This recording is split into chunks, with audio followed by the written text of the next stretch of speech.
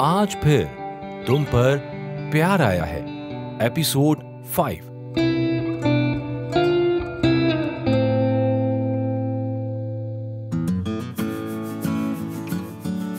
जीवन को सुखी बनाने के लिए खूबसूरत रिश्ता चाहिए होता है।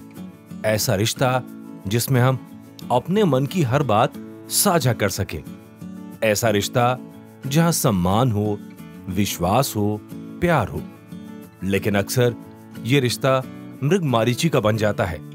उस प्यार की तलाश ऐसी जगहों पर ले जाती है जहां धोखे होते हैं, तकलीफ होती है, इस उम्मीद में कि एक दिन तो सही शख्स जिंदगी को प्यार के उजाले से भर देगा। राहुल सिंघानिया भी ऐसे ही रिश्ते की तलाश में भटक रहा था। फिलहाल तो उसे लग रहा था शायद उसकी दौड़ गलत थी। कामनी हर मुश्किल वक्त में उसके साथ खड़ी थी, पर उसने हमेशा कामनी को सेक्रेटरी की तरह ही देखा था। लेकिन आज कामनी ने मीडिया के सामने राहुल के पक्ष में जिस तरह मोर्चा खोला, उसने राहुल को जीत लिया था। उसका खुद को फियांसे कहना राहुल को विश्वास दिला गया। शायद उसे जिसकी तलाश है वो यही है।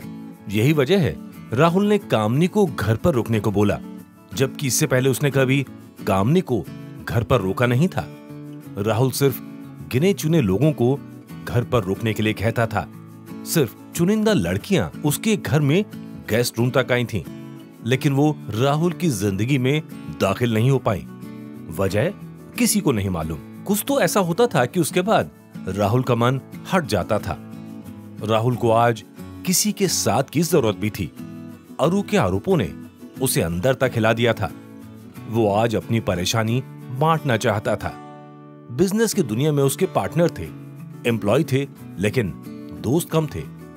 ऐसे में वो कामनी को कुछ ज्यादा ही ध्यान से देख रहा था, जैसे अविश्वास की आखिरी परत उतारने से पहले परख लेना चाहता हो।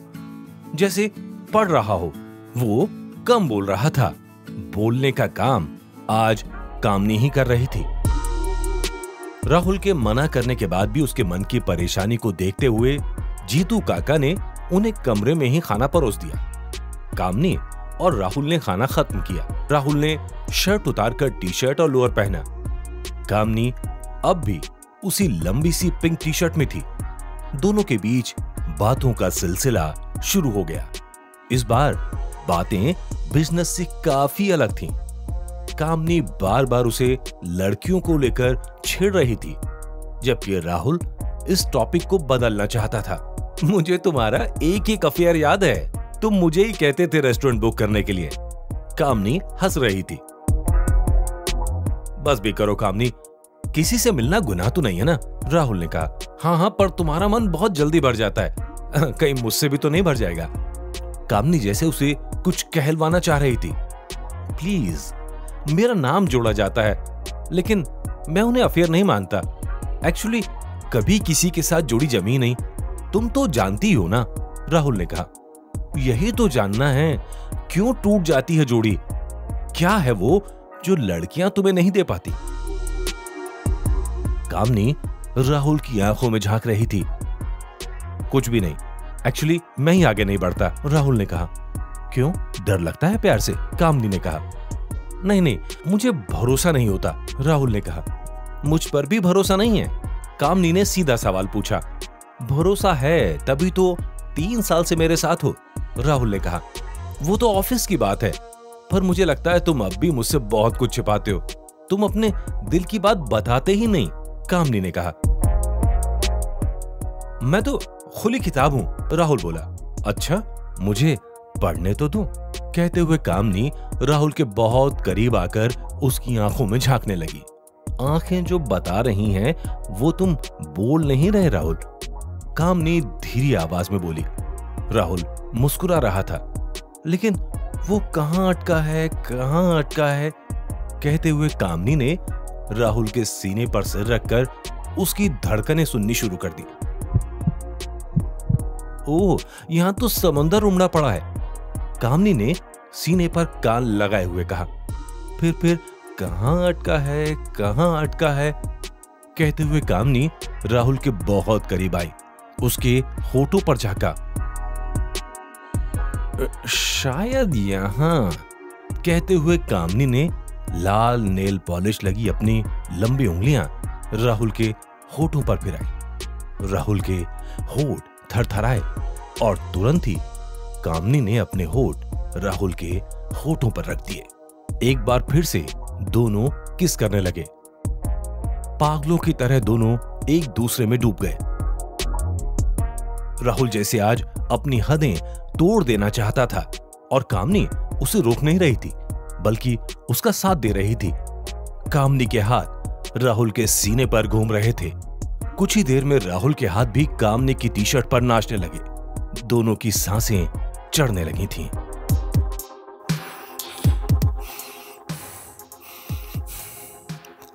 कामनी ने राहुल को बिस्तर पर गिरा दिया और उसके ऊपर चढ़ बैठी। राहुल के हाथ कामनी की टांगों पर थे। कामनी ने हाथ बढ़ाकर अपनी टी शर्ट उतारने की कोशिश की, लेकिन तभी राहुल ने लंबी सांस लेते हुए उसे रोक दिया। रुक जाओ कामनी, प्लीज आज नहीं, राहुल ने कहा। लेकिन कामनी राहुल की बात सुनने को तैयार नहीं थी। उसने अपनी टी शर्ट छोड़कर राहुल की टी शर्ट ऊपर की और उसके सीने पर प्यार करना शुरू कर दिया। कामनी प्लीज वेट प्लीज, राहुल ने कहा। क्या हुआ, बुरा लग रहा है? कहा ना कुछ अटका हुआ है, तुमने कुछ ताले लगा रखे हैं। कामनी की आवाज में गुस्सा था। शायद अभी सही वक्त नहीं है कामनी, प्लीज रुक जाओ, राहुल बोल रहा था। तुम मुझसे प्यार नहीं करते ना? कामनी ने सीधा सवाल किया। ऐसा नहीं है, मुझे आज बहुत गहराई से महसूस हुआ कि तुम ही हो जिसे इतने वक्त से प्यार करता था, राहुल ने कहा। थैंक गॉड, फिर एक बार अपने मुंह से कह दो ना I love you please Rahul, Kamini ने कहा। मैं करता हूं, आई डू, राहुल ने कहा। नहीं, सीधे कहो आई लव यू कामनी। कामनी तमाम कोशिशों के बाद भी ये 3 शब्द नहीं बुलवा पा रही थी। मुझे पता था तुम नहीं बोल पाओगे, प्लीज राहुल, प्लीज प्लीज बोल दो, कहते हुए कामनी फिर से राहुल के होठों पर किस करने लगी। राहुल कुछ अनमना हो गया था। न जाने किस चीज ने उसे रोक लिया था, शायद पुराने अनुभव या कुछ और। कामनी तिलमिलाती हुई अपने कमरे में चली गई। राहुल फिर अकेला अपने कमरे में रह गया। उसे नींद नहीं आ रही थी। उसने एक पैग और लगाकर इस टेंशन को कम करने की कोशिश की, लेकिन उसका दिमाग शांत नहीं था। वो अपने कमरे में बैठा खिड़की से बाहर झांक रहा था। शायद उसके मन में कुछ सवाल चल रहे थे जिसका जवाब उसे चाहिए था। कुछ देर कमरे में बेचैनी से टहलने के बाद राहुल ने कमरे का दरवाजा बंद किया और अपनी अलमारी से ब्रीफकेस निकाला। इस ब्रीफकेस में कपड़े नहीं थे, बल्कि ये एक उपकरण था जिससे राहुल इस इमारत में होने वाली हर चीज पर नजर रख सकता था। सीसीटीवी के जरिए देखने के अलावा वो कमरे में होने वाली बातें भी सुन सकता था। आखिरी कदम बढ़ाने से पहले राहुल कामनी को परखना चाहता था। उसने कामनी के कमरे को मॉनिटर पर लिया। कमरे में जगह जगह हिडन सीसीटीवी और माइक लगे थे। राहुल ने कानों पर ईयरफोन लगाए और नजर रखने लगा। कामनी कमरे में टहल रही थी। वो बेचैन थी। तस्वीरों से लग रहा था कामनी को गुस्सा आ रहा है, शायद मेरे इनकार की वजह से, राहुल ने सोचा। कुछ देर बाद कामनी ने सारी खिड़की दरवाजे बंद कर दिए, पर्दे डालकर बेड पर बैठी और लाइट बंद कर दी। लग नहीं रहा प्लान ए काम करेगा, कामनी ने कहा। राहुल सिर्फ एक तरफ की आवाजें सुन पा रहा था। वो तैयार ही नहीं हो रहा, बीच में ही रोक दिया। मैं तो चाहती थी आज ही उससे हाँ करवा लूं, लेकिन जिस मोमेंट पर उसने रोका उसे लगता नहीं कि मैं हाँ करवा पाऊंगी। कामनी फोन पर बोल रही थी। वही हुआ जिसका राहुल को डर था। इस कमरे में आकर लड़कियों की सच्चाई खुल जाती थी और राहुल उनसे दूरी बना लेता था। राहुल को अब भी इंतजार था उस लड़की का जो इस कमरे की परीक्षा को पास कर सके। लेकिन उसे सिर्फ और सिर्फ दुख मिलता था। कल प्लान बी का इस्तेमाल करना होगा। उसे कहना वो टीवी चैनलों के आगे बयान देने को तैयार रहे। कामनी बोल रही थी। ओह, तो ये इसी की साजिश थी, तभी ये हर चीज को लेकर इतना कॉन्फिडेंट थी। पर ये चाहती क्या है? राहुल सोच रहा था। तब भी बात ना बनी तो भी प्लान है मेरे पास। तब वो जेल जाएगा, समझे? तब वो मुझ पर भरोसा जरूर करेगा। कामनी धीमी आवाज में बात कर रही थी। ओह माय गॉड, इसने फंसाने का पूरा इंतजाम किया हुआ है। राहुल ने सिर पर हाथ मारा। कामनी की बातें जारी थी, लेकिन राहुल के मन में जो सवाल थे उसका जवाब राहुल को मिल गया। कामनी की पूरी प्लानिंग उसे समझ आ गई। राहुल ने कई बार वो बातचीत सुनी। कमरे की लाइट बंद थी। आवाज में कहीं अरू या राहुल का जिक्र नहीं था। सामने किससे बात कर रही है ये भी साफ नहीं था। बहुत शातिर है, इस क्लिप के इस्तेमाल से कुछ साबित नहीं कर पाऊंगा, राहुल मन ही मन सोच रहा था। कामनी ने फोन बंद किया तो राहुल ने भी ब्रीफ केस को बंद कर वापस रख दिया। राहुल अब ज्यादा बेचैन था। उसे समझ नहीं आ रहा था किस पर भरोसा करे।